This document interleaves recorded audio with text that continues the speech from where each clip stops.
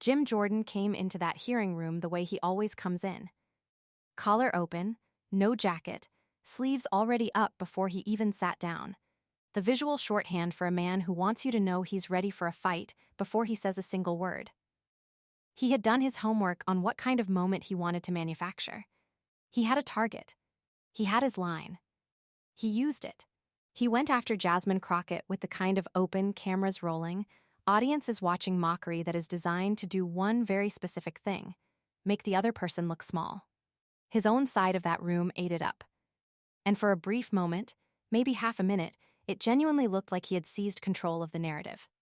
Then, Jasmine Crockett responded, and every single thing Jordan thought he had built collapsed in real time. If you want to understand not just what happened, but why it happened the way it did, and what it actually tells us about the state of political combat in this country right now, stay right here. Subscribe and hit the like button now, because this channel exists for exactly these moments. Full context. No theater. No spin. Let's get into it. To really grasp the weight of what unfolded, you have to start by understanding who these two people are, not just their titles, but what shaped them, because that context is everything.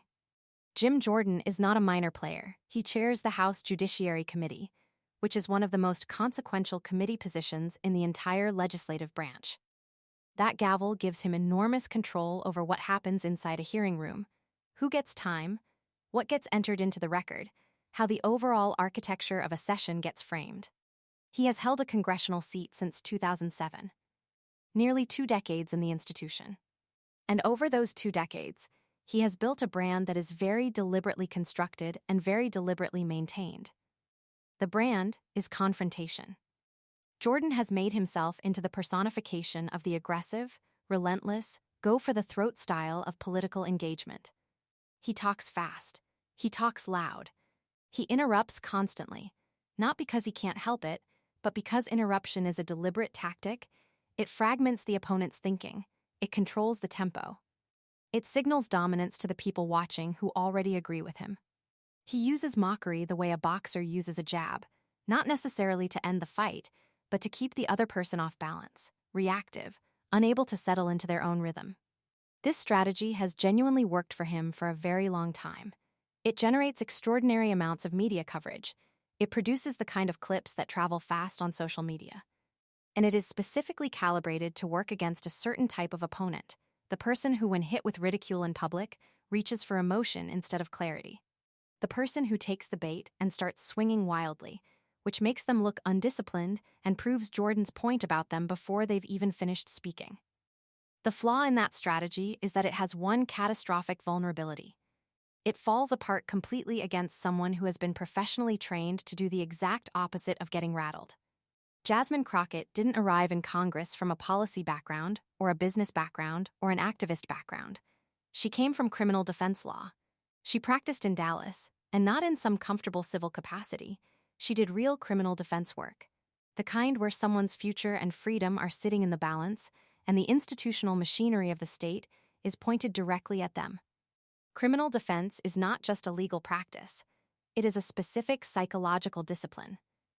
You spend years learning how to stay completely composed when a prosecutor is deliberately trying to destabilize you. You develop the ability to listen at a level most people never reach. Because in a courtroom, the most devastating information often arrives wrapped in something that sounds harmless. You become fluent in the difference between a statement that sounds strong and a statement that actually is strong. Because juries, like audiences, can eventually feel that difference even when they can't articulate it.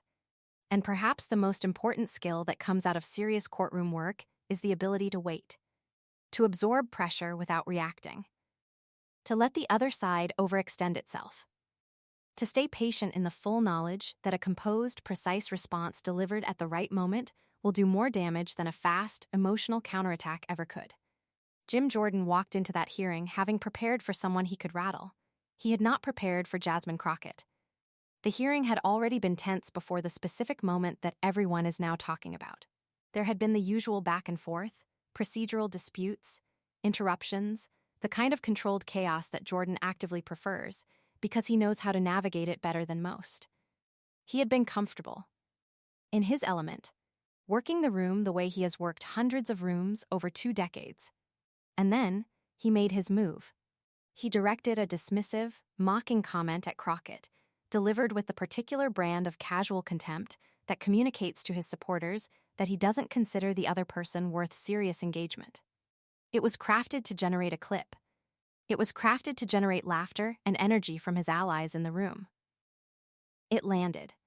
His side responded exactly the way he wanted. Crockett sat with it for a moment. She didn't visibly react. She didn't fire back immediately in the way that would have given Jordan exactly what he was hoping for, proof that she could be provoked, evidence that she was rattled. She let the moment breathe. She waited. That wait, that deliberate, disciplined, almost eerie stillness, was not passivity. It was the first move of her response, and anyone who has spent time in adversarial professional settings recognized it immediately for what it was. When she finally spoke, she didn't do any of the things Jordan had positioned himself to counter. She didn't match his volume. She didn't try to out-aggress someone who has made aggression his signature. She didn't go personal in the way that would have made the exchange symmetrical, which would have let Jordan frame the whole thing as just two politicians squabbling. She went the other direction entirely. She dropped her register. She slowed down. She spoke with the kind of deliberate, measured cadence that forces a room to quiet itself in order to follow. And then she built an argument. Not a talking point. Not a rehearsed attack line dressed up in legal-sounding language. An actual argument, structured, layered, and grounded in a command of the relevant legal and procedural framework that was immediately obvious to anyone in that room with professional experience. She started with the foundation, the way any serious litigator starts. She established what the rules actually say, what the applicable precedents actually are, what the standards that are supposed to govern the conduct in question actually require. She didn't hide this material behind technical language. She translated it into plain, clear English that made the legal architecture accessible to anyone watching, regardless of their background. That translation is its own skill, and she executed it without losing any of the precision that made the substance meaningful. And then, methodically, she applied that framework to the specific situation in front of her, one piece at a time, in a sequence that built its own momentum. Anyone with a trial background recognized the structure. She was doing what experienced litigators do when they have a strong case. She was removing Jordan's exits. She was building her argument in a sequence that anticipated the obvious counterarguments and preemptively closed them off, so that by the time she reached the heart of what she was saying, there was no clean rebuttal available that wouldn't itself become evidence of her point. That is not a rhetorical trick. That is just very good legal thinking applied in real time. And the room felt it. The single moment that has been replayed and dissected more than any other came when Crockett turned the mockery itself into the centerpiece of her argument. She didn't do this dramatically. She didn't say, "Look at what he just did to me," or reach for the kind of performative outrage that generates sympathy, but not respect. She did something more precise and more devastating. She pointed to Jordan's behavior, the dismissiveness, the ridicule, the contempt, and identified it, calmly and almost clinically, as a symptom of exactly the problem she was describing. She named the pattern, that when an argument cannot be defeated on its substance, the alternative strategy is to attack the credibility of the person making it. That when the facts are unhelpful, the move is to make the person presenting those facts seem too small or too ridiculous to be taken seriously. She said this without a raised voice. She said it the way a doctor describes a diagnosis or an engineer describes a structural failure. Dispassionately. Accurately. And because she said it that way, without heat, without theater, it carried a weight that no amount of emotional delivery could have produced. The room went quiet with a particular quality of quiet. Not the quiet of people who are bored or confused, but the quiet of people who have just heard something true, said clearly in a space where truth of that quality is not especially common. Jordan's response in the immediate aftermath told you everything about how that moment had landed. He reached for his procedural tools. He tried to move the conversation forward, to reassert the pace and direction of the hearing, to use the powers of the chair to put the exchange behind him as quickly as possible. These are not illegitimate tools. In many situations, they work effectively. But the speed with which he deployed them here, how quickly he pivoted away from what Crockett had just said, read less like control and more like avoidance. There is a principle that people who spend time around high-stakes debate and courtroom work understand intuitively. You don't run from a moment you won. You linger in a moment you won. You let it sit. You let it land. You only rush away from a moment you lost. Jordan rushed. In the hours after the hearing, the clip moved the way only genuinely surprising moments move.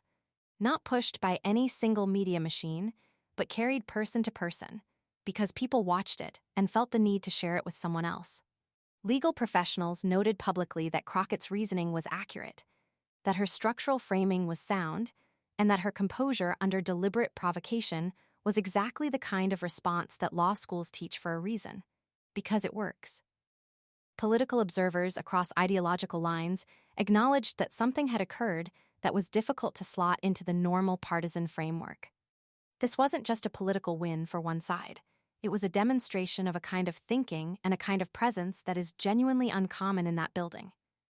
What this moment actually reveals about the landscape of congressional politics is worth sitting with. The model Jordan practices has been remarkably successful on its own terms. It generates attention. It generates loyalty from his base. It generates the kind of confrontational television that political media feeds on. But that model carries a risk that is easy to miss when it keeps working. It has been specifically optimized for a type of opponent that Jasmine Crockett is not.